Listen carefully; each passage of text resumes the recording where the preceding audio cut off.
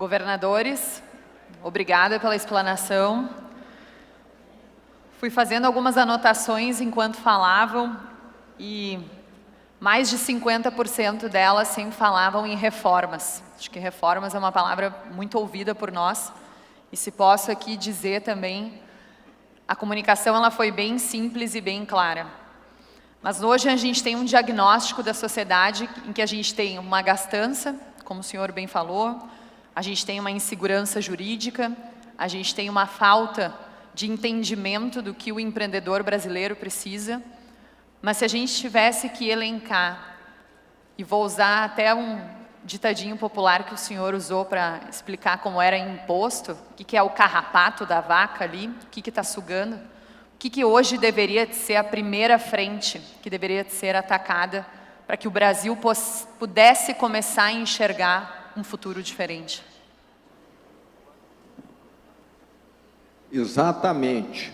Hoje no Brasil, nós temos um custo oculto que os encargos sociais sobre a folha representam, que muitos impostos cumulativos também fazem com que o produto brasileiro fique mais caro se comparado a outros países, e ninguém lá fora quer comprar produtos brasileiros que tenham esse custo Brasil embutido, ele fica mais caro. Tanto é que o Brasil, devido a esse custo que vai se acumulando ao longo de cadeias produtivas maiores, passou a ser um país que só consegue exportar produtos de cadeia curta, produtos primários, produtos do agronegócio, que às vezes vai um farelo de soja, mas se for para ir um alimento à base de soja industrializado, já não é competitivo.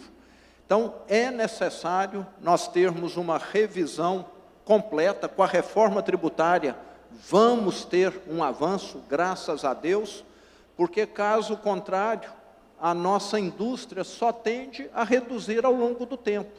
Há 40 anos atrás, o Brasil tinha uma relevância na economia mundial muito maior do que hoje. Nós chegamos a representar, nos anos 80, 4% do PIB mundial. Os últimos dados que eu tenho é 2,2%, com tendência de queda. Por quê? Deixamos de ser um país competitivo. Já exportamos no passado automóveis, outros produtos industrializados, e ultimamente não temos mais essa condição.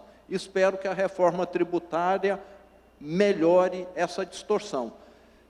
Precisaria ser mais profunda, porque nós ainda temos os encargos sobre a folha, temos uma série de tributos que a reforma não inclui, que continuam incidindo. Mas já é um avanço, o que é muito bom.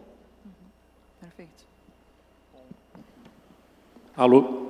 O meu cardápio, eu acho que eu coloquei ali no final da minha apresentação, mas eu apenas reforço que, quando a gente fala em reforma administrativa, né, eu insisto, ela é não apenas na redução do tamanho da máquina, que deve ser reduzido, na forma como o Estado contrata, Estado lato sensu, né, contrata, a questão da estabilidade do servidor público tem que ser discutida, não pode preponderar um sentimento em que o relapso não é punido e o esforçado não é recompensado, né? O resultado é o mesmo para quem se esforça e para quem não se dedica. Não há os claros incentivos para dentro do setor público como há no setor privado. Este é uma das grandes deficiências, né, do setor público na sua capacidade de entregar os resultados. Então, isso precisa ser ajustado para melhorar a performance da máquina pública e reduzir custos, sem dúvida nenhuma. Aquilo que eu mencionei, a reforma previdenciária terá também, ela a que mais ocupa o espaço do orçamento público, né, tem a ver com pagamento de previdência, de pensões, de aposentadorias. Isso vai ter que ser discutido no Brasil novamente, porque é insuficiente aquilo que se fez. E, como eu disse, as questões institucionais, para que a gente possa equilibrar esse jogo. Eu mencionei algumas delas relacionadas ao próprio Poder Judiciário. Vai ter que discutir, abrir um caminho com o Congresso sobre a questão dos recursos, na forma como as emendas parlamentares prejudicam o planejamento de políticas públicas mais estruturadas. Tudo isso vai exigir um esforço, né, institucional, de diálogo muito grande. Mas eu diria que na economia, que no final das contas o que a gente deseja é criar um ambiente em que as pessoas se sintam estimuladas a empreender no Brasil. E aí entram as questões tributárias, que o Zema já falou aqui, acho que muito bem. Eu digo que o esforço de quem empreende não pode estar senão em empreender. E hoje, boa parte do esforço e da energia é consumida na relação com o Estado, nos alvarás, nas licenças, nas emissões de guias, de apuração de imposto, isso e aquilo. Então, a gente até está avançando aqui, no Rio Grande do Sul, já começa este ano a dispensa da GIA, por exemplo, a Guia de Informação e Apuração, que o empreendedor tinha que preencher várias etapas e a gente transformou isso tudo para ser preenchido automaticamente pelo fisco e entrega para o empreendedor já pré-preenchido. Ele não tem mais que emitir a GIA, ele emite a nota fiscal e está resolvida a parte da responsabilidade dele com o Estado. Então, tudo que você puder desonerar do empreendedor, né, é fundamental para um ambiente de negócios melhor, mas eu insisto que o Brasil vai ter que discutir abertura comercial. Se nós não aprofundarmos um processo de abertura comercial, onde a gente consiga trazer para cá justamente a relação nas cadeias produtivas globais, que agora estão, né, aí nesse momento de instabilidade em função das questões relacionadas aos Estados Unidos, as tarifas que estão se impondo, mas que há uma tendência de ainda haver uma formação de alianças globais para permitir esse fluxo mais livre que o Brasil precisa surfar, né? Trazer para o continente sul-americano, inclusive em função das condições geopolíticas mundiais, guerras, conflitos no continente asiático, outras, as próprias sanções que se impõem dos Estados Unidos a estes países, especialmente na Ásia, nas questões tarifárias, por um lado são uma oportunidade para o Brasil, mas se ele for a economia fechada que ele não consegue fazer com que entrem aqui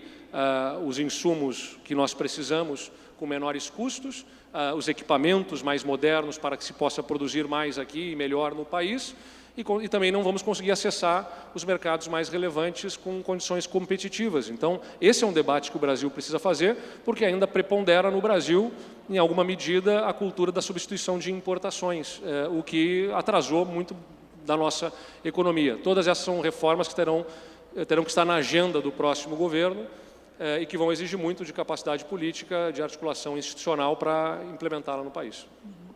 Falando exatamente em próximo governo, é de conhecimento geral de que há uma insatisfação geral com o governo que nós temos. E a gente tem visto, principalmente recentemente, o senhor fez um Twitter endossando a candidatura do Bolsonaro e até obteve uma resposta positiva, agradecendo. E nisso fica um questionamento de que temos hoje bons candidatos, boas opções. A chapa ainda está muito longe, nós estamos falando apenas de 2026, estamos somente em 2025. Mas fica um questionamento se o próximo candidato, para vencer qualquer candidato de esquerda, que não se comunique necessariamente com todos os princípios e reformas que nós estamos aqui, ele teria que pedir uma espécie de bênção hoje para o Bolsonaro, para conseguir ganhar uma eleição em cenário nacional? Vocês enxergam que há espaço para haver uma chapa entre dois candidatos sem o endosso do presidente Bolsonaro? Eu torço que sim, né? O Brasil não pode ficar refém desta polarização, eu mencionei, ela é destrutiva. Não pode ser simplesmente o brasileiro indo para a urna para votar contra alguém, que é o sentimento que mais embala um lado e outro. É contra esse, é contra aquele, é para tirar o Lula, é para tirar o Bolsonaro. Eu quero que as pessoas possam ir à urna votando a favor de algo, de uma nova agenda para o país, que foque na construção de um país que tenha a liberdade que nós defendemos, mas por inteiro, não apenas a liberdade de empreendedorismo, a liberdade de iniciativa, também a liberdade das pessoas serem quem elas quiserem ser. A gente não precisa optar entre retrocesso civilizatório ou econômico. Essa é a liberdade que eu defendo. E acho que todos sabem, para alguns isso torna desconfortável a relação comigo, sinto muito, mas é que eu não acho que a política seja binária. Não é Lula ou Bolsonaro. O Brasil tem grandes quadros e podem esperar de mim, na minha posição, né, a busca para essa eleição de 2026, ajudar a construir essa iniciativa. Eu tenho ótimo entendimento com o Zema, como temos aqui, em via de regra, todos os governadores do Sul e Sudeste, uma ótima relação. Nós temos o desafio no Brasil, na construção do ano que vem, eu diria que é algo que não é falado, é porque nós temos eleição nacional junto com eleições de senador, governador, deputados, e isso traz um componente político mais difícil. É mais ou menos o seguinte, eu não tenho dúvida que o sentimento de boa parte da classe política é de tentar construir uma alternativa razoável, sóbria, que eu já falei na minha manifestação inicial, não tem nada a ver com falta de firmeza, é ser firme nas convicções, sem precisar passar por cima dos outros, construir o caminho, entregar o que precisa ser entregue, é isso que é o foco. Mas aí chega na hora, puxa, mas no meu estado vai ganhar o Bolsonaro, no meu estado vai ganhar o Lula, e para eleger senador precisa estar com um ou com o outro, para eleger governador precisa estar com um ou com o outro. Essa polarização, ela força pelos interesses políticos das eleições regionais. Então há um interesse, eu diria, e disposição de muitos na classe política de construir uma alternativa, mas como a polarização ocupa o espaço do debate político, e há interesses regionais, acabam cedendo a pressões aqui e ali em função dos seus próprios projetos. É um desafio político que a gente tem no nosso país, mas eu espero que a gente possa construir isso, porque estamos vendo de forma objetiva o presidente com baixa popularidade, as perspectivas econômicas não permitem que haja nenhuma, assim, eu não consigo enxergar nenhuma perspectiva, posso estar errado, mas de que haja uma recuperação. Acho que não é só a questão da inflação dos alimentos, que um fica querendo procurar onde é que é o problema. Acho que há um cansaço das pessoas com a figura do presidente, pela forma como fala, pelo que ele esbraveja, quanto mais ele se expõe, mais a popularidade baixa. Então, é um cansaço dos brasileiros. E de outro lado, foge da minha alçada, não sei qual será a situação de elegibilidade do ex-presidente, o que enseja alguma dificuldade de construção de alternativa entre os seus próprios aliados. Depois vou deixar o Zema falar sobre isso, já que ele se manifestou legitimamente sobre o assunto. Eu insisto, dá para a gente tentar construir um caminho que foque em atacar os problemas e não as pessoas. Esse, para mim, a gente precisa ajudar o Brasil a superar essa polarização destrutiva, e eu estou pronto para ajudar a construir com quem quer que seja, que demonstre capacidade, valores, princípios semelhantes. E política se faz entre quem pensa diferente. Eu não posso construir alianças, e nem devo, nem é pertinente, apenas com quem pensa de forma idêntica a mim, porque a política pressupõe justamente sentar entre quem é diferente, nos unirmos em torno de uma agenda, esta é a agenda, vamos construir em torno dela. Penso diferente aqui, penso diferente ali. Bom, mas temos uma agenda comum, por isso que antes de falar das pessoas, tem que falar do projeto. O projeto qual é? O que nos une? Esse é o projeto? Muito bem. Quem melhor pode viabilizar não apenas a capacidade de ganhar a eleição, mas de sustentar e entregar esse projeto a partir da sua capacidade política? Eu entendo que é isso que deve ser discutido, eu espero que a gente tenha essa capacidade.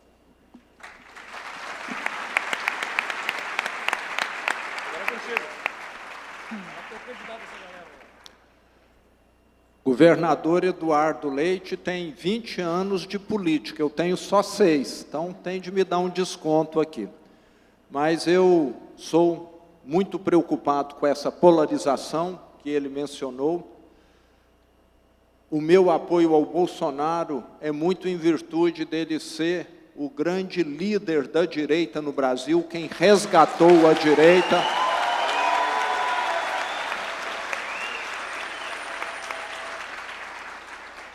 Torço para que ele recupere os seus direitos políticos totalmente e fico feliz, Eduardo, de saber que, caso isso não aconteça, nós temos diversos bons nomes da direita no Brasil, diferente da esquerda, que é até incompetente em formar sucessores também.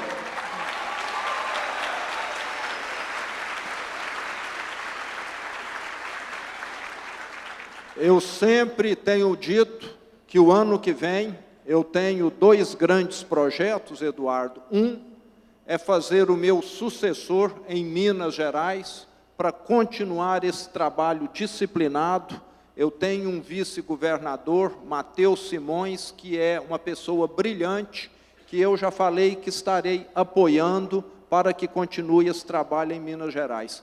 E tenho também um plano de ajudar o Brasil. Eu não almejo nenhum cargo, eu tenho muito o que fazer na minha vida privada, tenho muito o que contribuir, mas vou estar querendo um futuro melhor para o Brasil. E estarei caminhando com alguém, ou não sei como, para que o Brasil, em 26, tenha, sim, um presidente que dê mais felicidade para o povo.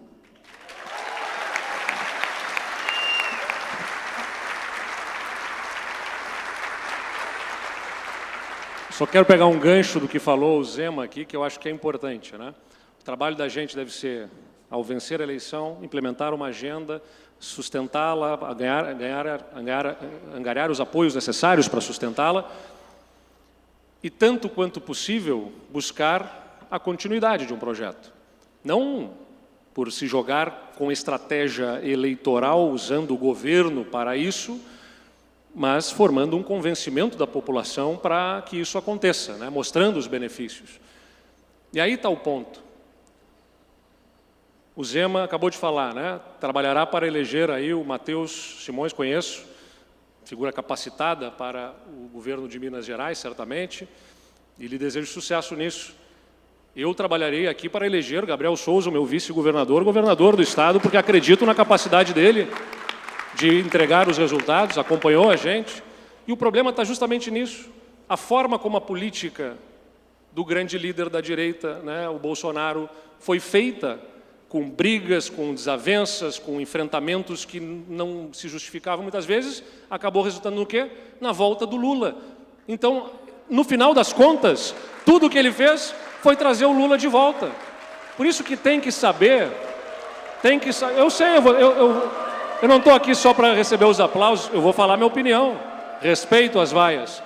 Mas percebam, vocês podem não gostar da minha fala, vocês podem discordar dela, podem me vaiar, mas uma coisa é inegável, não permitiu ao Brasil a continuidade, porque boa parte dos brasileiros agora, ao avaliar o atual presidente da forma como está avaliando negativamente, está justamente dizendo, eu não queria ele, eu não queria este, não gosto deste, mas o anterior forçou a votar. É isso que os brasileiros estão dizendo. Então, o presidente tem responsabilidade. Não liderou bem a direita e entregou o país para uma esquerda atrasada que levou o país de volta para uma década muito distante economicamente. Então, podem não gostar, respeito, mas são fatos. São os fatos. Mais perdeu a eleição Bolsonaro do que ganhou Lula. Esta é a verdade e nós temos que construir um caminho sustentável para que o Brasil se abra economicamente, porque percebam também o seguinte, o Brasil não será o país livre economicamente que este fórum defende em 4 anos.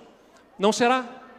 Leva 20 anos para abrir esse país economicamente, efetivamente, e se tornar o país livre que todos vocês defendem, que eu defendo.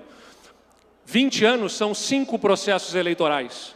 Tem que sustentar diante da população, durante 5 processos eleitorais, uma agenda liberal. Se não for capaz de sustentar uma agenda liberal nas eleições, sinto muito, não está sendo a grande liderança que os liberais pretendem.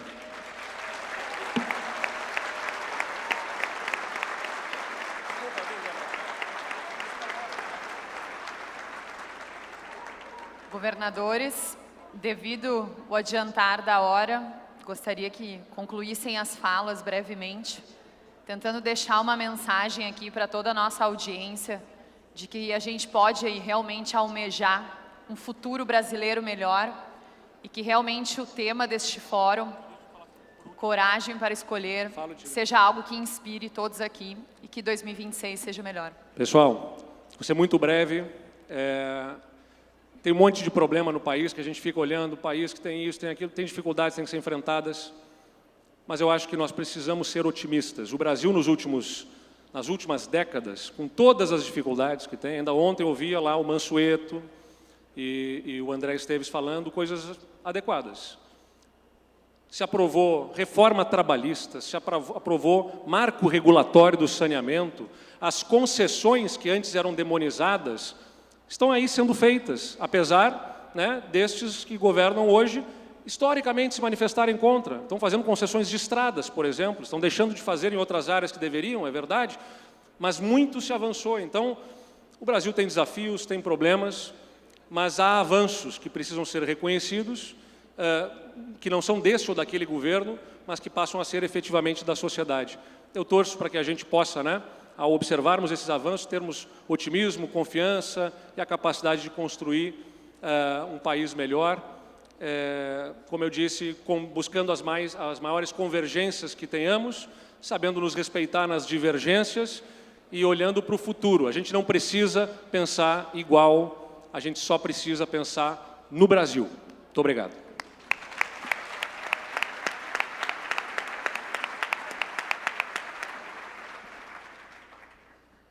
Bom, a mensagem que eu quero deixar aqui é que nós temos assistido avanços na política, novos gestores, novas propostas. Em Minas Gerais eu fico muito satisfeito. Muitas vezes eu vou no interior do estado, são 853 municípios, e acho que percebi que nos 50 isso aconteceu, governador. O prefeito chega para mim e fala: ô Zema, eu sou prefeito hoje por sua causa. Eu vi que dá para sair aqui da zona de conforto, deixar a minha empresa que está aqui junto com o meu filho, com a minha esposa e ajudar o meu município. Então, essa participação de vocês aqui hoje demonstra isso. Eu, na minha história, nunca fui num evento político, mas estou pagando com juros, multa e correção monetária aquilo que eu não participei antes. No dia que cada capital do Brasil tiver um evento, um Fórum da Liberdade, com esse quórum que tem aqui hoje, 2, 3 mil pessoas, eu tenho certeza, Paola, que nós vamos ter um país que vai dar certo. O que falta é mais gente envolvida, ajudando, pleiteando, reclamando, dialogando, como você disse, boas propostas, questionando aquilo que está aí e que nós já sabemos não funcionou em nenhum lugar do mundo e não vai dar certo aqui, e a esquerda continua tentando. Então, parabéns a todos que estão aqui participando. O que nós precisamos é isso, é dessa participação, é dessa questão de falar, o problema é meu também, porque na minha vida, como eu já disse, eu errei muito. Eu falava, o problema é dos políticos, mas todos nós temos de estar participando. Parabéns para todos. Obrigado.